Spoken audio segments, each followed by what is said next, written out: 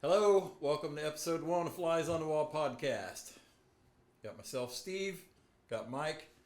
We're going to converse about a little bit of everything, and hopefully we'll cover a topic that you like or won't irritate you too bad in our conversation.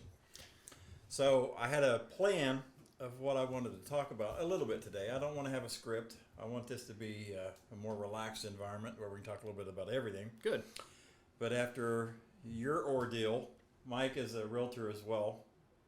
And he's having issues with a deal that he's got going through right now, and it started him off stress. So I thought something we could talk about that might be helpful, not only to help him vent, but help people who may be getting ready to use the services as a realtor or buying a house or whatever. We talk about some stuff that, from the realtor's point of view, that irritates you, or mistakes that are made, thoughts that are had by buyers that are incorrect. Tell us a little bit about, you've been a realtor how long? About a year now. So coming up on a year. Yeah. And I can Time for attest that he's anniversary. doing very well. He's well above average and doing I am above average. Thank you. above average in his real estate transactions so far in his first year. Tell us what surprised you the most after you became a realtor that you didn't think about or didn't expect. Well, besides you lying to me and saying I'd have more free time than I was having at my previous job. I had no idea that he was paid to loaf, so that's not my fault. I would say honestly, yeah, it's the fact that the job is 24/7. I mean, there's really no off time. I mean, obviously you have to be available for the buyers when they're ready. That part I expected, but it's all the other stuff.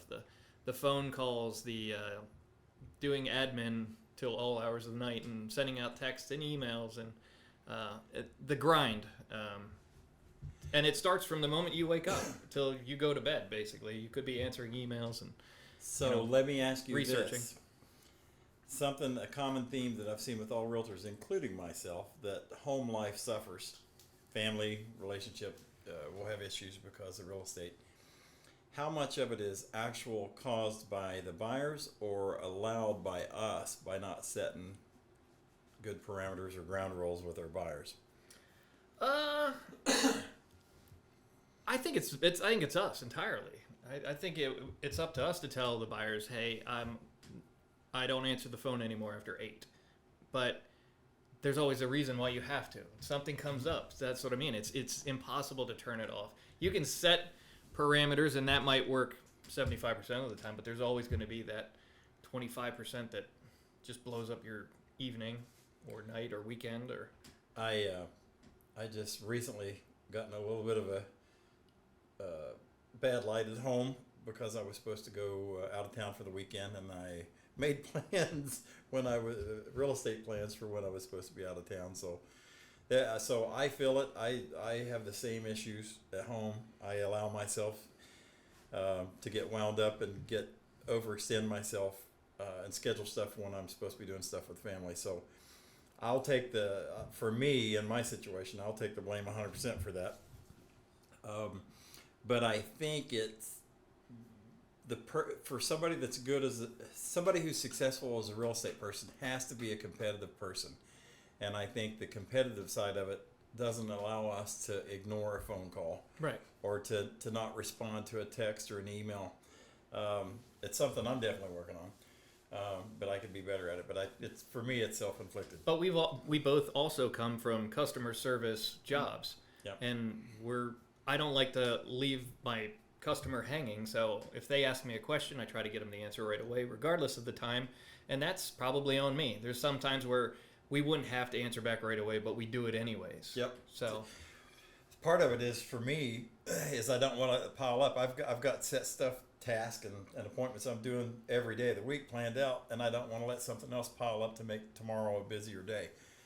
So give me another example of a surprise or something you didn't expect in real estate. well, that you're dealing before that, let me say you're in a different position than I am too, because you're more established. So you have a little more free, a little leeway to adjust your schedule as needed. Do not say that. Ronnie will hear that and I'm going to be in trouble. Whereas I'm still trying to grow the business and get myself established. And my wife, God bless her, she's on board with it. She knows that the next year it's going to be a grind until 2025.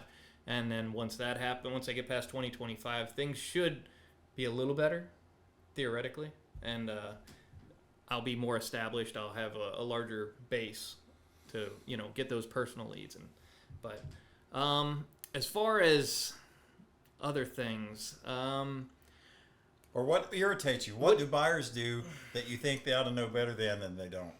Well, I've obviously one of the big ones is always, I don't think buyers fully understand and comprehend the realtor job. I think they think we get paid our gas money back by the brokerage or whoever, but that does all come out of our own pocket, and we don't get paid until the house sells. So if somebody takes us out and wants to see 40 houses, we're running up a lot of gas. And, you reach a certain point, depending on the price point, like you're just recouping your expenses back, let alone, So how much anything. do you get paid from the brokerage? Yeah, zero. Yeah, exactly. Commission. Yeah, the way that it works is you are an independent contractor, 1099 employee, and you're basically drumming up the business, and the brokerage is there for you to hang your license at, and they'll give you some administrative help and advice as needed to go through the process of the transaction. But they don't pay you; they take a portion of your pay. And if the lead or the buyer or seller, whatever the case may be, comes to you from a third party like a Zillow or Redfin or whatever, they're taking a cut of it. And you may sell a house that has a $10,000 commission. Sounds great, but by the time you go through your brokerage split, and if you're a newer agent, that split is not as good as it is for an established agent. Zillow takes their ungodly portion, 40%, just in case anybody was curious. It does. I mean, if you're running around showing multiple houses to people because they don't do a good job of clarifying what type of house they're looking for, it's very easy that you can break even on a transaction, and that's no way to live, and that's no way to be successful. So now I have gotten better at establishing, things like that early on in the process with buyers, though. I'll still, at the end of the day, I'll show them any house they want to see, but it's on me to fine-tune the search to make sure I'm only sending them homes that are matching, that I think are 100% good for them. When left to their own devices, they don't know what they're looking at. They'll send us homes that their financing doesn't even work with, a cash-only home, and we have to find it, and all that takes time. I mean, they send you a listing and say, hey, I'm interested in this one. By the time we have to look at it, find out why they can't get it, and then it may take 5-10 minutes, but still, it's that's time that we spend. I wish they would stick to the searches that we send them, but I just read an article that said 98.2% of people in the U.S. that look for a home go to Zillow first. I don't know if it's got to be close to yeah. that. So basically everybody. It is tough to look for a home to make the largest financial purchase of your life and use this to scroll through and look at homes. So, and the listings online, no matter what third-party website you're looking at, they don't tell you the financing options. They don't tell you a lot of the information that you'll get when you have a realtor set you up a search using their MLS with the email to you and set up a portal. So it doesn't cost you anything to have. A realtor doesn't cost you a dime on the buying side in Florida. I could set you up searches, run you all over town. It does not cost you a penny. It's not added to your purchase price. Our pay is given to us by the listing agent and the seller and the seller's agent determine that long before you or I come around. So one, it's always good to have an agent because it don't cost you anything, and we're looking out on your behalf. And for us, we're unbiased because we get paid regardless of what house you buy. Right. Let me ask you this: Oh Lord, as a more established realtor, what bothers you about buyers? Because you've already learned how to deal with the minor stuff that I'm still dealing with. But what's the major things? If it bothers you at this point, it's got to be bad. Well, we talked earlier about one of the things. People say we find I'll use yours as an example. say the house was for sale for $399, it appraised for $404, and the buyer's still upset because the person that was selling the house got the house for $200,000 2 years before. What I paid for something does not determine its value. Its value is determined with the appraisal. If I go out, I use this as an example. If I go out and find issue number 1 of Spider-Man and I get some guy to sell it to me for $2, that doesn't take away from the value of that Spider-Man comic that I'm going to sell for $1 million or whatever it is. So what somebody paid for it last year or 2 years ago is irrelevant. There's factors that you may not understand. It may have been through a divorce and the house was worth $400,000, and the court settlement, they agreed to where he could buy the house for $200,000 and he could keep the house. So what they paid for it before is irrelevant. It means absolutely nothing. So don't get hung up on that as a buyer, upset about what kind of a deal the buyer got on the house before they listed it. Yeah, and it does seem like lately more and more buyers are asking that. Yeah. So I get that bothers me. It's irrelevant. If I bought this phone for $1, it doesn't mean that phone's not worth $500. Yeah, it makes you want to say, hey, then don't buy this house. Buy one that's $100,000 and redo it until it's worth $400,000. You do all the risk through the market when they bought that house or whatever, and put up with all that and spend all the money, and then you can benefit too. But yeah, that's probably my biggest issue that I'm having right now. The other one is people that don't do their homework. I don't mind. I like having first-time home buyers. I love it. And to be honest with you, I like it when they close. Today, I had people that had literally been living in a hotel weekly for the past year. Didn't think they'd ever be able to get into a house. We got them into a house with zero money out of their pocket. They didn't have to come up with a down payment. They didn't have to pay any closing costs. I mean, literally walked in, signed papers, and they had a house. I enjoy that. I like walking people through the process, but people that think they know the process and haven't done any homework, they're the ones that's the biggest pain, because they want to tell me how the transaction's supposed to go. Yeah. And that's I 100% agree. I just had a buyer under contract last week. It was a new first-time home buyer, and first-time home buyers are a dream to work with. They're pleasant. They're excited about the process. They don't know what to expect. It is on us to spell it out for them and lead them down the path. But I just think they go into it with a much better attitude than people who've already purchased a home, or this is my second investment home, and it just, yeah, absolutely. First-timers get all day long. Yeah. Now, I mean, some of the issues that realtors go into, I mean, you're going to have issues with any job. I mean, you could be, running a body shop, or you could be doing whatever, and some of these same problems can arise spun for that type of work. Mm-hmm. I mean, you could underestimate a repair on a car and you fix it and you're not breaking even, or they don't tell you everything that's wrong with it. I mean, there's all kinds of things.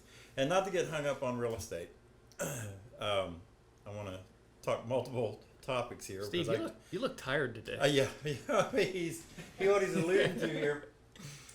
This Coke Zero is the first one that I've had in 24 hours because I was talked into, in a silly way, I was talked into going on a 24-hour water fast. Who would have talked you into that? So Mike talked me into going on a 24-hour water fast, so I had no food, no soda, no anything.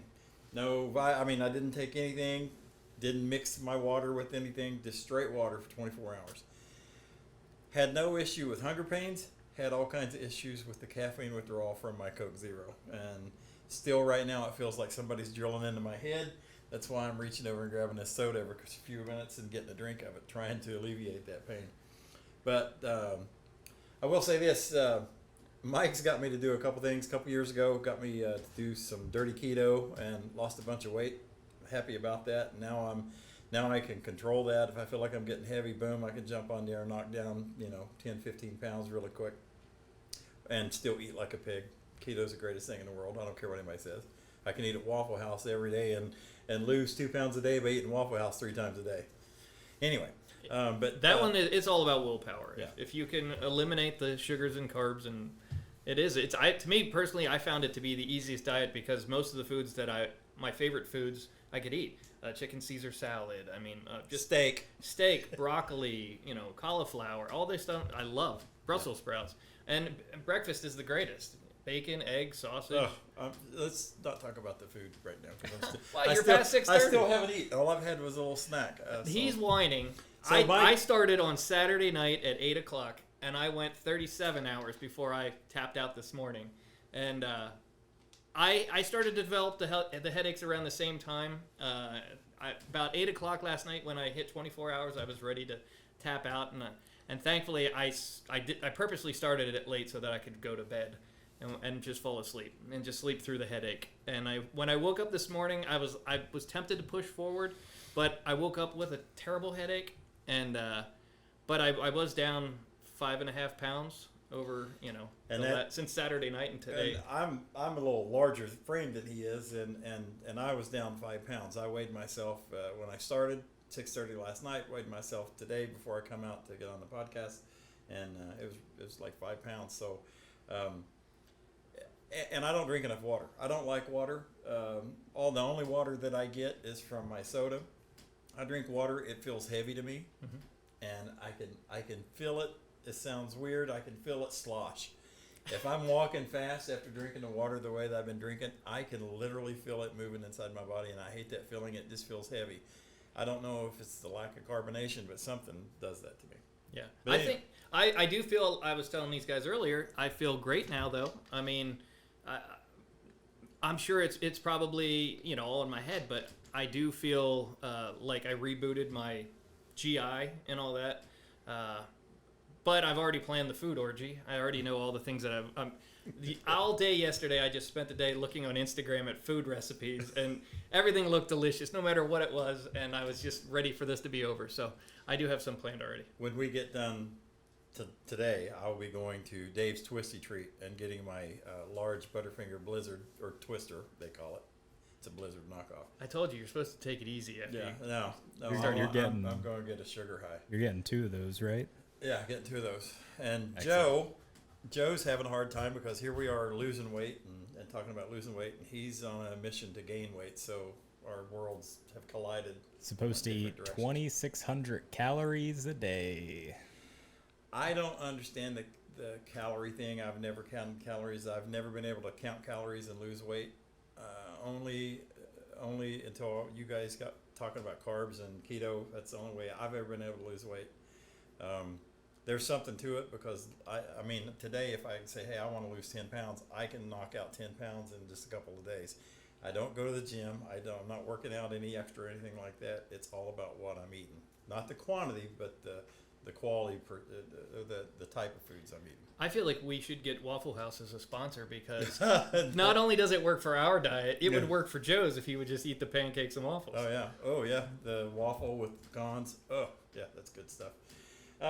Okay, so we talked a little bit about real estate. We talked a little bit about the water fasting, which I don't see it in my future again for a while.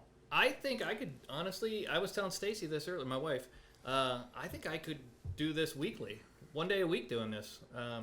Eventually, like we know a guy who did 72 hours, and I don't know that I'm ready for that. I don't know that I'll ever be ready for that. Yeah, that would be if I could bust through the headache wall. But he said once you get past like day 2, he said your mental clarity is better. He said I literally started to think I may never eat again because he felt so good. Is that even safe? That's usually the number. When you look online, it's where I got the idea to do it was I was on Twitter, and the Packers player David Bakhtiari, he said he just completed a 72-hour water fast, and I started researching it, and that's pretty much the long-term goal. But you can go way past that if you watch Alone. I mean, those guys, they can go a week or 2 without eating food, as long as you have water. It's not ideal, and we're even the 24-hour we were supposed to consult our doctor ahead of time, but who does that? Joe was never a watcher of Alone. He's more of a naked and afraid guy. Anyway. I don't even know what that means. Anyway. I have high anxiety. Yeah. Okay. So what else? Something else about Mike. Let me tell you something about Mike you may not know. I'm curious as myself. Yeah.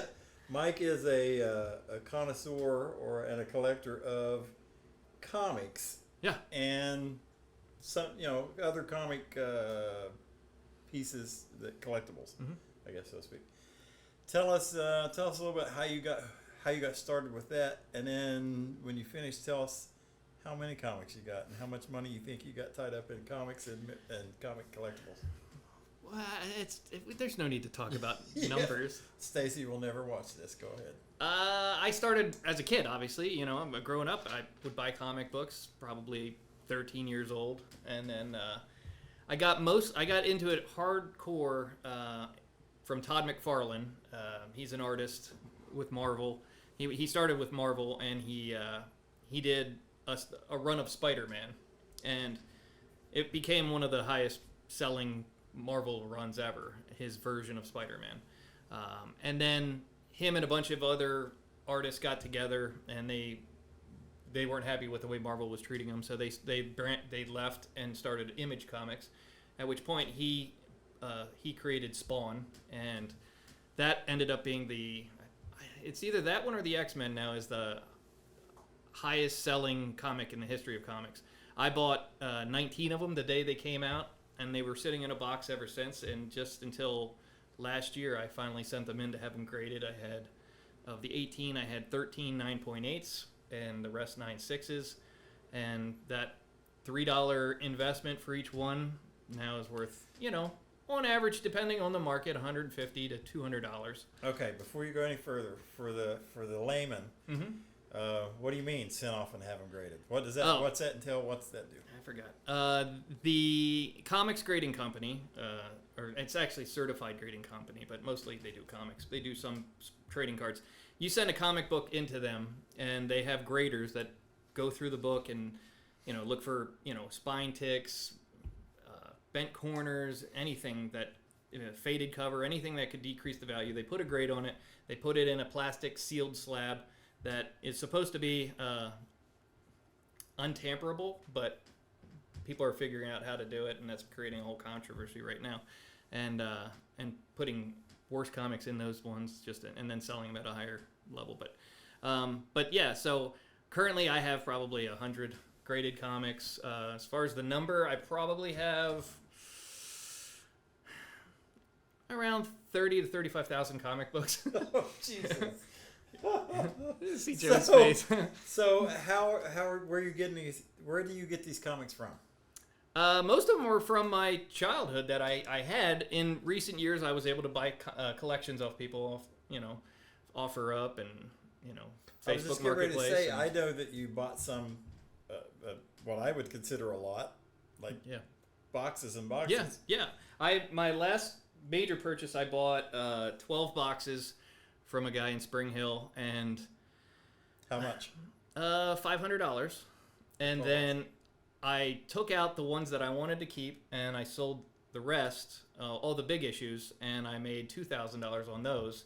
And then I still have a bunch of dollar books that I put in this other stash that I take to shows, and I'll sell them, just take them out for $1 a piece.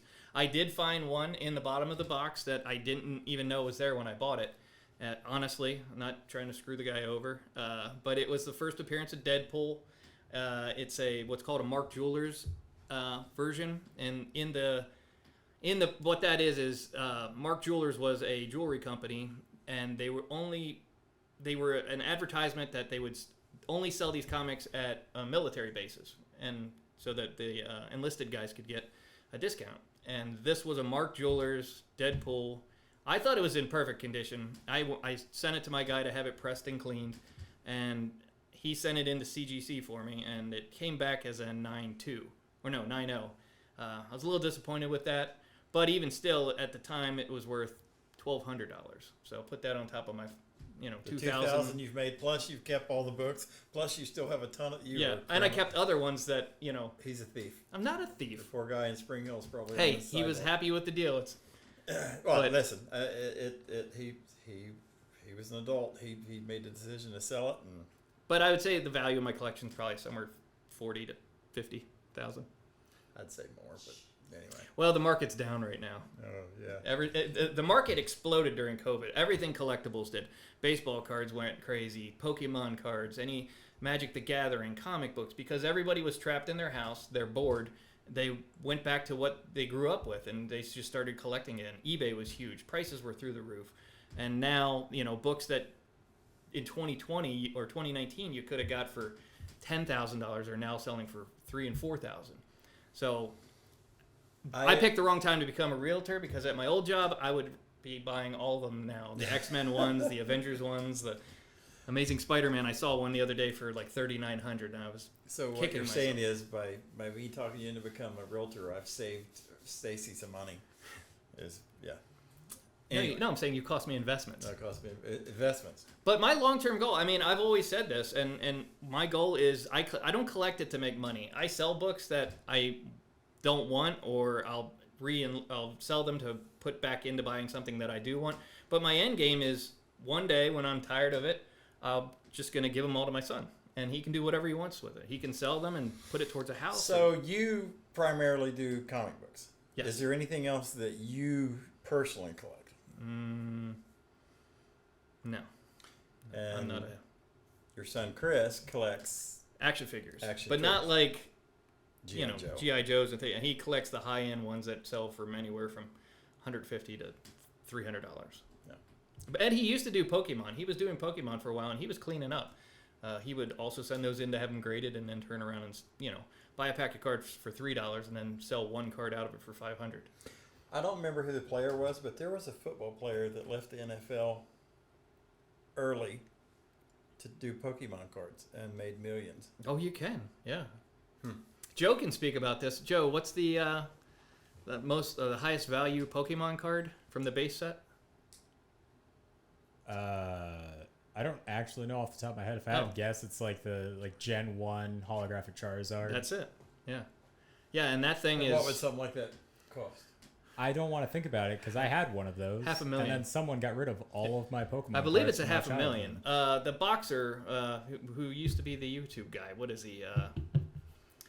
I forget his name, but he came out to the ring and he had one around a graded 10.0 around his neck, and it was like $500,000 or something. Wow, crazy. And I may be lowballing that. I don't know. The great thing about this podcast is we just talk stuff, and half the time we don't come up with facts about it.